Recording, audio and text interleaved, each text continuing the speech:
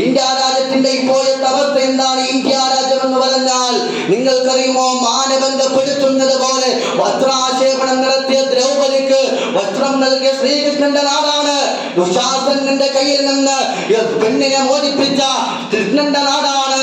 സീതയെ വനവാസത്തിലേക്ക് പറഞ്ഞു വിട്ട് രാമനോട് മറ്റൊരു വിവാഹം കഴിക്കാൻ പറഞ്ഞപ്പോ എന്റെ സീതയെ ഞാൻ മറക്കില്ല എന്ന് പറഞ്ഞ അതേ രാമന്റെ രാമരാജ്യത്തിന്റെ ഇന്നത്തെ അവസരങ്ങൾ എടുത്തു നോക്ക്. കഴിഞ്ഞ ആഴ്ചയിലെ ഉത്തർപ്രദേശില് ഒരു പാവപ്പെട്ട പോലീസുകാർ അർദ്ധരാത്രിയിൽ കടന്നുപോയപ്പോൾ ഡ്യൂട്ടി കഴിഞ്ഞ് കടന്നുപോയ പാവപ്പെട്ട പോലീസുകാരെ പിടിച്ചു നിർത്തി 20 പേര് ക്രൂരമായി മാനഭംഗപ്പെടുത്തി കൊന്നുകളഞ്ഞ ഒരു അവസ്ഥയല്ലേ നമ്മുടെ രാജ്യത്തിലുള്ളത്. 6 കൊല്ലം മുമ്പ് വന്ന ഒരു പാവപ്പെട്ട പൈതലിനെ എന്റെ പ്രിയപ്പെട്ട സഹോദരങ്ങളെ നിഷ്ക്രൂരം 10 പേര് മാനഭംഗപ്പെടുത്തി കൊന്ന ഇതേ രാജ്യത്തിന്റെ ഒരു അരക്ഷിതാവസ്ഥ നിങ്ങൾ ആലോചിച്ചു നോക്കുക. പെണ്ണിന് സ്വാതന്ത്ര്യം കൊടുക്കുന്ന, പെണ്ണിന്റെ സ്വാതന്ത്ര്യത്തിന് വേണ്ടി മുലവിളി കൂട്ടുന്ന ഈ അഭിനവ ഇന്ത്യയുടെ അവസ്ഥ നിങ്ങൾ ആലോചിച്ചു നോക്കുക. പെണ്ണിനൊരു യാത്രയിൽ ഒറ്റയ്ക്ക് നടക്കാൻ കഴിയാത്ത സാഹചര്യം. ഇവിടുത്തെ നിയമപാലകരെവിടെ? ഇവിടുത്തെ വനിതാ കമ്മീഷൻ എവിടെ? പെണ്ണിന് വേണ്ടി അവരുടെ മൂല്യങ്ങൾ സംരക്ഷിക്കാൻ വേണ്ടി ഇവിടെ പ്രത്യേകം സംരക്ഷിച്ച വനിതാ കമ്മീഷൻ ഉണ്ട്. അതുപോലെ നിൽക്കുമ്പോഴാണ് ഓരോ പെണ്ണുങ്ങളും നിഷ്ഠൂരമായിട്ട് മാനഭംഗപ്പെടുത്തുന്ന അവസ്ഥയിലേക്ക് പ്രിയപ്പെട്ടവരെ കടന്നു പോകുന്നത്. അതിന് എത്രയോ പ്രമുഖന്മാർ വരെ ഇന്ന് നമുക്കറിയാം. ഇന്ന് കേരളം ഏറ്റവും കൂടുതൽ രാപ്പകലന്തയോളം ഇന്ന് ചാനലാവുന്ന ചാനൽ മുഴുവനും ചർച്ച ചെയ്തുകൊണ്ടിരിക്കുന്നത് ഹേമ കമ്മീഷന്റെ റിപ്പോർട്ടാണ്. നിങ്ങൾ ആലോചിച്ച് നോക്കിക്കേ. നാട്യങ്ങളില്ലാതെ നടന വിസ്മയമെന്ന് പലരും നെഞ്ചിലേക്ക് കൊണ്ടു നടന്ന പ്രിയപ്പെട്ട എല്ലാവരുടെയും ഇഷ്ടപ്പെട്ട ഫാൻസ് അസോസിയേഷൻ, അതിന്റെ പേരിലാണ് നമ്മുടെ മക്കൾക്ക് അതിന്റെയൊക്കെ സെക്രട്ടറി പ്രസിഡന്റുകാർ നമ്മുടെ മക്കള്. അങ്ങനത്തെ ഫാൻസ് അസോസിയേഷൻ നടത്തിയ ഇവിടുത്തെ പ്രമുഖന്മാരായ നടന്മാരുടെ ഇപ്പോഴത്തെ അവസ്ഥ നിങ്ങൾ ആലോചിച്ച് നോക്കുക. വല്ലാത്ത ഒരു അവസ്ഥയിലേക്ക് ശപിക്കപ്പെട്ട നിഷ്ക്രിയത്വത്തിന്റെ ഇരുണ്ട തുരുത്തുകളിലൂടെ ചിന്താശേഷിയെ പണയം വെച്ച ഒരു അഭിനവ അസുരന്മാരുടെ കാലഘട്ടത്തിന്റെ നടുവിലല്ലേ നമ്മുടെ പെൺമക്കളെ ജീവിക്കുന്നത്. അവരുടെ സ്വപ്ന സാക്ഷാത്കാരത്തിന് കടന്നു പോകുമ്പോൾ അവരുടെ ഇംഗിതത്തിന് വഴങ്ങി കൊടുക്കണമെന്ന് പറയുന്ന അഭിനവ കാലഘട്ടത്തിന്റെ മുന്നിൽ പെണ്ണിന്റെ സ്വാതന്ത്ര്യം ആരാണ് സംരക്ഷിക്കപ്പെടുന്നത്? ഇത് അവിടെ മാത്രമല്ല സഹോദരങ്ങളെ, ഇത് എവിടെയും ഇത് തന്നെയാണ് നടക്കുന്നത്. ഇവിടെയാണ് ഒരു കാര്യം ഞാനിത് പറയാൻ പ്രധാനപ്പെട്ട കാരണം അതാണ്. ഇസ്ലാമിനെ മാനദണ്ഡം വെക്കുന്നത് പെണ്ണിന്റെ പേരിലാണ്. പെണ്ണിന്റെ സ്വാതന്ത്ര്യം നഷ്ടപ്പെടുത്തി കളയുന്നു എന്നതിന്റെ പേരിലാണ്. ഇന്നത്തെ അഭിനവ കേരളത്തിലും അഭിനവ ഇന്ത്യയിലും അഭിനവ ലോകത്തിലും പാശ്ചാത്യ സംസ്കാരത്തെ പോലും എന്റെ പ്രിയമുള്ളവരെ തോൽപ്പിക്കുന്ന തരത്തിലല്ലേ നാം ഇന്ന് കണ്ടുകൊണ്ടിരിക്കുന്നത്. പെണ്ണിന്റെ മാനം നഷ്ടപ്പെട്ടു പോയാൽ പിന്നെ എന്ത് വിലയാണ് അവൾക്കുള്ളത്? പെണ്ണിന്റെ മാനത്തിനാണ് വിലയുള്ളത്. അത് നഷ്ടപ്പെട്ടു പോയാൽ പിന്നെ അവളെ ഹൃദയത്തിൽ എവിടെയാണ് ശുദ്ധി ഉണ്ടാവുക? അവിടെയാണ് എന്റെ പ്രവാചകൻ സല്ലല്ലാഹു അലൈഹി വസല്ലമ തങ്ങൾ മദീനത്തിന്റെ മണ്ണിലൂടെ ഒരു ഒട്ടകപ്പുറത്തിരുത്തിക്കൊണ്ട് ഒരു സഹാബി പെണ്ണിനെയും കൊണ്ട് തന്റെ ഭാര്യയും കൊണ്ട് ഇങ്ങനെ കടന്നു പോവുകയാണ്.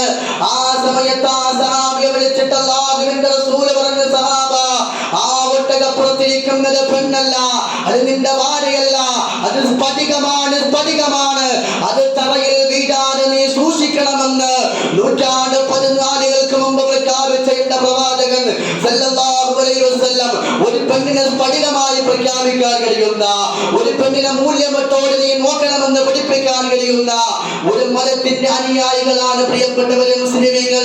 പെണ്ണിന് സ്ഫടിക തുല്യമായി സമാനതകൾ കൊടുത്ത ഒരു മതമാണ് എന്റെ ഇസ്ലാം. ആലോചിച്ച് നോക്കുക. സനാതന ഹിന്ദു ധർമ്മത്തിൽ എന്താണ് പറയുന്നത്? സ്ത്രീ എവിടെ പൂജിക്കപ്പെടുന്നുവോ അവിടെയാണ് ദേവന്മാര് പ്രതിഷ്ഠപ്പെടുന്നത് എന്ന് പറയുന്ന സനാതന ഹിന്ദുവിന്റെ ധർമ്മമാണ്. ആ ധർമ്മം നടക്കുന്ന രാജ്യത്തിന്റെ അവസ്ഥയിലാണ് എങ്കിൽ എവിടെയാണ് സഹോദരങ്ങളെ പെണ്ണിന്റെ മൂല്യങ്ങൾ നഷ്ടപ്പെട്ടു പോയത്? ഇവിടെയാണ് നാം മനസ്സിലാക്കേണ്ടത്. എന്ന് പെണ്ണെന്ന വിഷയം മാറ്റിവെച്ചുവോ? പെണ്ണിനൊരു ധാർമ്മികതയുണ്ട്, പെണ്ണിനൊരു മൂല്യമുണ്ട്. അത് എവിടെ അയച്ചു വെച്ചോ അന്ന് തുടങ്ങി പെണ്ണിന്റെ രക്ഷിതാവസ്ഥ. ഇന്ന് കൊല്ലങ്ങൾ പിന്നിടുമ്പോ പല വാർത്തകളും കടന്നു വരുന്നല്ലോ. നിങ്ങൾ ആലോചിച്ച് നോക്കുക. എത്രമേൽ അത്യന്തരം അപകടകരമായ ഒരു അവസ്ഥയിലൂടെയാണ് നമ്മുടെ ഈ കൊച്ചു കേരളവും നമ്മുടെ ഈ വലിയ രാജ്യവും കടന്നുകൊണ്ടിരിക്കുന്നത്. വളരെയേറെ ചിന്തിക്കേണ്ടിയുള്ള വിഷയമാണ്. നാം ഇതൊക്കെ പഠിക്കണം, മനസ്സിലാക്കണം സഹോദരങ്ങളെ. പെണ്ണിന്റെ വിശുദ്ധി എന്ന് പറയുന്നത് അതൊരു വിശുദ്ധി തന്നെയാണ്. അല്ലാഹുവിന്റെ വിശുദ്ധമായ ഖുർആൻ പറയുന്നുണ്ട്, ഒരു പെണ്ണിനെ സംരക്ഷിച്ചു കഴിഞ്ഞാൽ അവന് സ്വർഗ്ഗം ഉറപ്പാണ്. അല്ലാഹുവിന്റെ റസൂൽ സല്ലല്ലാഹു അലൈഹി വസല്ലമ തങ്ങൾ നടത്തിയ പ്രഖ്യാപനം നിങ്ങൾക്കറിയുമോ? ഒരാൾക്കൊരു 3 പെൺമക്കൾ ഉണ്ടായാൽ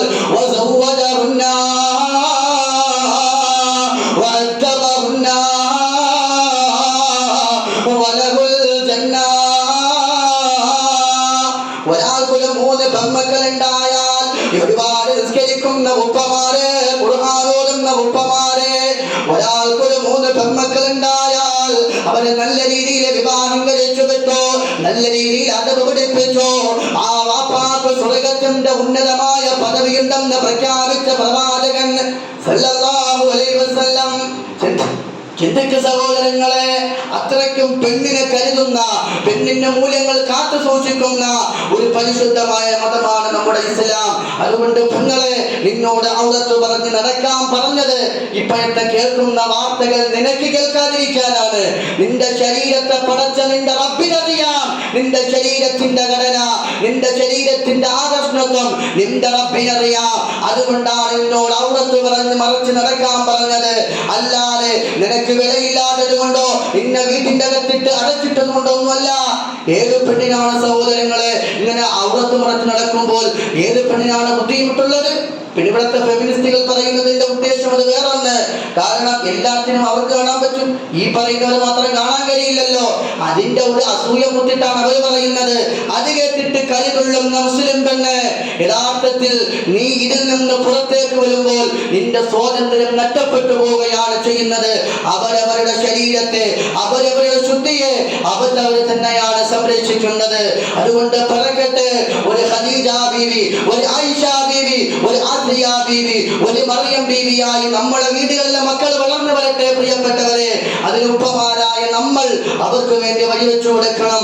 അല്ലാതെ എന്ത് തോന്നിവാസത്തിലും ഏത് തരത്തിലും അഴിഞ്ഞാടാൻ വിടുന്ന, ഏത് അധാർമികതകൾക്കും കൂട്ടി നിൽക്കുന്ന ഒരു ബാപ്പമാരായി നമ്മൾ മാറാൻ പാടില്ല.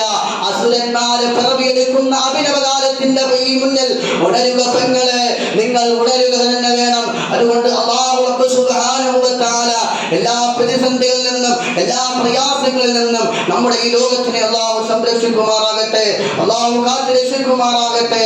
അതുകൊണ്ട് എൻ്റെ പ്രിയപ്പെട്ടവരെ, അവരവരുടെ മക്കളുടെ എല്ലാ കർത്തവ്യവും പിതാവായ നിങ്ങളുടെ കയ്യിലാണ്.